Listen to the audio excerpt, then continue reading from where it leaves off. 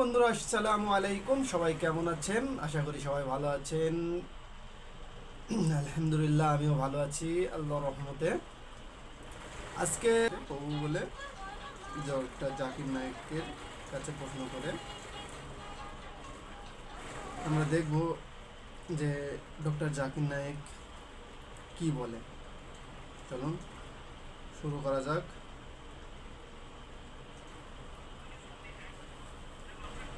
আমরা খ্রিস্টানরা বিশ্বাস করি। আমি এগুলোর উদ্ধৃতি দিচ্ছি। এক নম্বর, 4টি গসপেলে যখন যিশু দীক্ষা নিয়ে বেরিয়ে আসলেন, স্বর্গ থেকে একটা শব্দ হচ্ছিল, এ আমার প্রিয় পুত্র, আমি তার উপর সন্তুষ্ট, তাকে মানো। একইভাবে দ্বিতীয় নম্বরে আছে, মাউন্ট টাবুরে তাকে পবিত্র করা হলো, তার মুখমণ্ডল সূর্যের মতো দেখাচ্ছে, স্বর্গ থেকে শব্দ বেরিয়ে আসছে, এ আমার প্রিয় সন্তান, আমি তার উপর সন্তুষ্ট, তোমরা তার কথা শোনো। অনেক সময় তিনি শয়তানকে তাড়া দেন।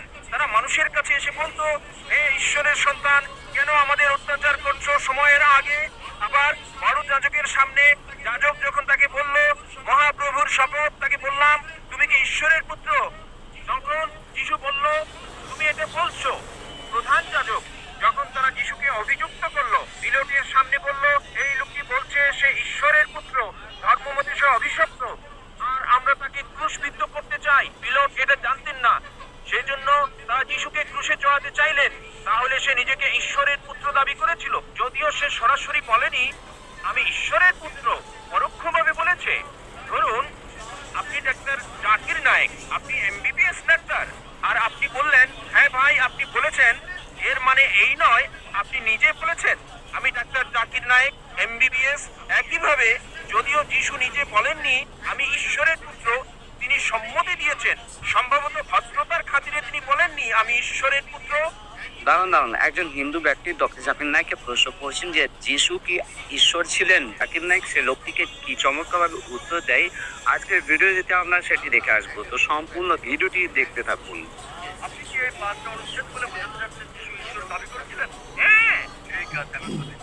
আমার চ্যালেঞ্জ ছিল একটা মাত্র স্পষ্ট বক্তব্য বের করে দেখান পুরো বাইবেল থেকে, যেখানে যিশু খ্রিস্ট আলাইহিস নিজে বলেছেন আমি ঈশ্বর, অথবা বলেছেন আমার উপাসনা করো, আমি খ্রিস্টান ধর্ম গ্রহণ করতে পারি। একটা মাত্র বক্তব্য দেখাতে পারেন নাই। স্পষ্টভাবে বলা সম্পূর্ণ বাইবেল থেকে, যেখানে যিশু খ্রিস্ট আলাইহিস নিজে বলেছেন আমি ঈশ্বর, অথবা আমার উপাসনা করো। এখানেই বাইবেল আছে। আর এটা কিং জেমস ভার্সন। যেহেতু আপনি একজন শিক্ষক, আপনি প্যাস্টর হতে পারেন। আপনি কি প্যাস্টর? না না না, আমি একজন শিক্ষক। পুরো ভিডিওটা আমি দেখবেন, খ্রিস্টান ধর্মের একজন তাহলে প্রকৃত বুঝতে বিশ্বাসী। পারবেন। রেড লেটার নামে এক ধরনের বাইবেল আছে, যেখানে যিশু কথাগুলো লাল করা আছে। আপনি 5টি বিষয় উল্লেখ করেছেন, আর এগুলোকে 2 ভাগে ভাগ করা যায়। প্রথমে আপনি এলোমেলো উদ্ধৃতি দিলেন, আর সঠিকভাবে উদ্ধৃতি দিলেন না। যা বলতে চেয়েছেন সেটা হচ্ছে গসপেল অফ জন 3 নম্বর অধ্যায় অনুচ্ছেদ 16 বলা আছে, ঈশ্বর পৃথিবীকে এত ভালোবাসলেন একমাত্র ওরজাত সন্তানকে দিয়ে দিলেন, তোমাদের কেউ যদি তাকে বিশ্বাস করে তার মৃত্যু হবে না, চিরস্থায়ী জীবন পাবে।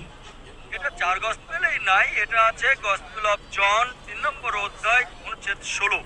এগুলো লিখে রাখেন, পরে চেক করে দেখবেন। গসপেল অফ জন 3 নম্বর অধ্যায় অনুচ্ছেদ 16, ঈশ্বর পৃথিবীকে এত ভালোবাসলেন যে নিজের সন্তানকে উৎসর্গ করলেন, যে কেউ তার উপর বিশ্বাস করবে সে মরবে না, চিরস্থায়ী জীবন পাবে। আবার আপনি উদ্ধৃতি দিলেন 5বার শেষ দিকে যে যীশু খ্রিস্ট বলেছেন তিনি ছিলেন ঈশ্বরের সন্তান। আপনি বলেছেন, আপনি কি জানেন বাইবেলে ঈশ্বরের পুত্র এ কথাটা অসংখ্যবার বলা আছে। যদি আপনি বাইবেল পড়েন, আদম ছিলেন ঈশ্বরের পুত্র, আল্লাহ তাকে শান্তিতে রাখুন। ইব্রাহিম ছিলেন ঈশ্বরের পুত্র, ইসরাইল ছিলেন ঈশ্বরের পুত্র। আপনি যদি রোমান্স পড়েন, 8 নম্বর অধ্যায়ে বলা আছে তারা সকলেই যারা ঈশ্বরের আত্মা দ্বারা পরিচালিত, তারা সকলে ঈশ্বরের পুত্র। আপনি যদি ঈশ্বরের দূত হন, আপনি ঈশ্বরের পুত্র। যদি আমি ঈশ্বরের দূত হই, আমি ঈশ্বরের সন্তান বাইবেল অনুসারে। কিন্তু তারা বলে না না না না না, যীশু খ্রিস্ট স্বাভাবিক সন্তান না, তিনি ঔরসজাত সন্তান। এবার আপনার শেষ প্রশ্ন ঈশ্বরের পুত্রের ব্যাপারে। বাইবেলে অসংখ্য ঈশ্বরের পুত্রের উল্লেখ আছে। আদম ঈশ্বরের পুত্র, ইব্রাহিম ঈশ্বরের পুত্র, ইসরায়েল ঈশ্বরের পুত্র। যারা ঈশ্বরের আত্মার সাহায্যে পরিচালিত তারা ঈশ্বরের পুত্র। কিন্তু খ্রিস্টান মিশনারিরা বলে না না না, যীশু খ্রিস্ট স্বাভাবিক পুত্র না। আসুন আপনার প্রথম প্রশ্নে, তিনি ঈশ্বরের ঔরসজাত সন্তান। তারপর তারা বলে যা আপনি বলেননি, আমি আপনাকে সাহায্য করছি। গসপেল অফ জন 3 নম্বর অধ্যায় অনুচ্ছেদ 16, ঈশ্বরের পৃথিবীকে এত ভালোবাসলেন যে নিজের সন্তানকে উৎসর্গ করলেন, যে কেউ তাকে বিশ্বাস করবে সে মরবে না, চিরস্থায়ী জীবন পাবে। ভাই, আপনি কি বিঘটন শব্দের অর্থ জানেন? বিঘটন শব্দের অর্থটা কি? না, বিঘটন শব্দটার অর্থ কি? বিঘটন মানে এটা না যা আপনি বুঝেছেন। এটা মানে আমি এটা আপনাকে হতে পারে না। জিজ্ঞেস করছি বিঘটন শব্দটার অর্থ কি? হ্যাঁ, আমি জানি। বিঘটন শব্দের অর্থ কি? বিঘটন শব্দের দুটো অর্থ রয়েছে।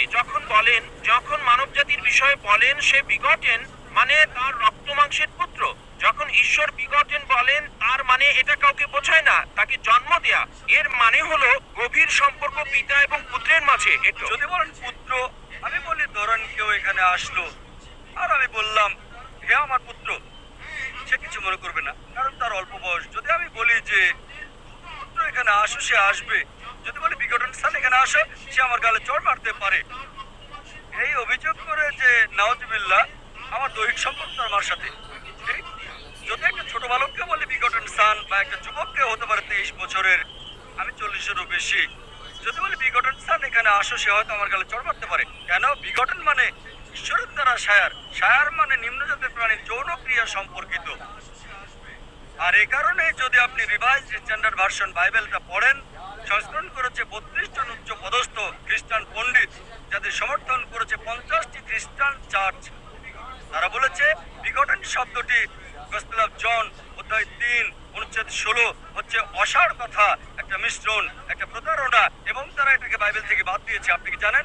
যদি রিভাইজড স্ট্যান্ডার্ড ভার্সন বাইবেল পড়েন, যেটা সবচেয়ে বেশি বিকৃত, সংস্করণ করেছে 32 জন উচ্চ পদস্থ খ্রিস্টান বিশেষজ্ঞ, যাদেরকে সহায়তা করেছে 50টি বিভিন্ন খ্রিস্টান মিশনারি। তারা বলেছে এই বিঘটন শব্দটি হচ্ছে অসাড় কথা, একটা মিশ্রণ, একটা প্রতারণা। এজন্য এই বিঘটন শব্দটা তারা বাদ দিয়েছে। সুতরাং যদি বলেন পুত্র, তবে ঈশ্বরের পুত্র আছে বাইবেলে অসংখ্য। সুতরাং আপনার প্রথম এবং শেষ প্রশ্নের উত্তর আমি দিয়েছি। এবার আসুন আপনার দ্বিতীয় এবং তৃতীয় প্রশ্নে। বলেছেন তিনি শয়তানকে তাড়ান। পুরো উদ্ধৃতি দেন। আপনি পুরো বাক্যটা বলেননি, আমি আমার লেকচারে বলেছি। গসপেল অফ ম্যাথিউ অনুযায়ী অধ্যায় 12 28 নম্বর অনুচ্ছেদ তিনি বলেছেন আমি শয়তানকে তাড়িয়ে দিই ঈশ্বরের আত্মার সাহায্যে। গসপেল অফ লুক অধ্যায় 11 অনুচ্ছেদ 20 আমি শয়তানকে তাড়াই ঈশ্বরের আঙুলের সাহায্যে। এখানে বলছে না যে তিনি একা করেন, তিনি এটা করেন ঈশ্বরের সাহায্যে। এর মানে এই নয় যে তিনি ঈশ্বর। এই সবগুলো অনুচ্ছেদ যা আপনি বলছেন স্পষ্ট করে বলছে যে তিনি হচ্ছেন ঈশ্বরের দূত, তিনি নিজে ঈশ্বর ছিলেন না। এই কারণেই আমি চ্যালেঞ্জ করেছি আপনি পুরো বাইবেলে একটা মাত্র অনুচ্ছেদ দেখান যেখানে স্পষ্ট করে বলা যীশু খ্রিস্ট বা ঈসা আলাইহিস সালাম নিজে বলেছেন যে আমি ঈশ্বর, আর তিনি বলেছেন আমার উপাসনা করো, আমি খ্রিস্টান ধর্ম গ্রহণ করতে প্রস্তুত আছি। যীশু কোথাও কখনো বলেননি যে শুধু যদি আমি বলি পুত্র এখানে আসো, এর মানে এই নয় যে আমার ঔরজাত সন্তান। ঠিক একইভাবে যদি আপনি আমাকে বলেন যে আমি আপনাকে ডাক্তার জাকির নায়েক বলে ডাকবো, ঠিক, আর যদি আমি আপত্তি না করি যে না এটা সঠিক হতে পারে, ভুলও হতে পারে, লোকজন বলে ডাক্তার জাকির নায়েক একজন বিশেষজ্ঞ, আমি নিজেকে মনে করি না বিশেষজ্ঞ, আমি একজন জ্ঞানের ছাত্র হিসেবে নিজেকে চিন্তা করি। সুতরাং লোকজন আমাকে যদি বিশেষজ্ঞ বলে আর আমি নীরব থাকি, তার মানে এই নয় যে আমি গ্রহণ করছি। তারা আমাকে বিশেষজ্ঞ হিসেবে বিবেচনা করে, জ্ঞানের একজন ছাত্র হিসেবে উল্লেখ করে থাকি। তাহলে সুতরাং আপনি বাইবেল থেকে যা উদ্ধৃতি করেছেন, বাইবেলের যেখান থেকে করেন রেড লেটার হতে হবে। রেড লেটার মানে যীশু খ্রিস্ট ঈসা আলাইহিস সালামের কথা।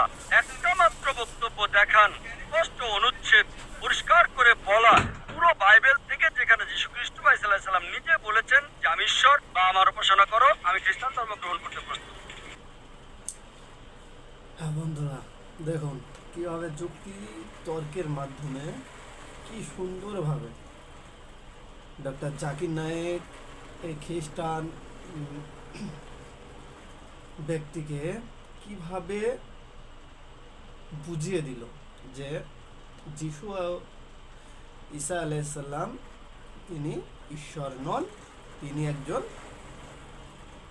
ঈশ্বরের প্রেরিত দূত। তিনি ঈশ্বরের হুকুমে, ঈশ্বরের কথায় কথা বলেন, ঈশ্বর যেটা বলেন সেটাই করেন, সেটা ব্যতীত আর কিছু করেন না। তিনি আল্লাহর পাঠানো রসুল। খুব সুন্দরভাবে ডক্টর জাকির নায়েক সেটা তুলে ধরলো, খুব সুন্দরভাবে বুঝিয়ে দিল। আশা করি যাদের মনে এরকম সন্দেহ আছে, এরকম ভাবনা আছে, তাদেরও মনের থেকে এই ভাবনাটা দূর হয়ে যাবে ইনশাআল্লাহ।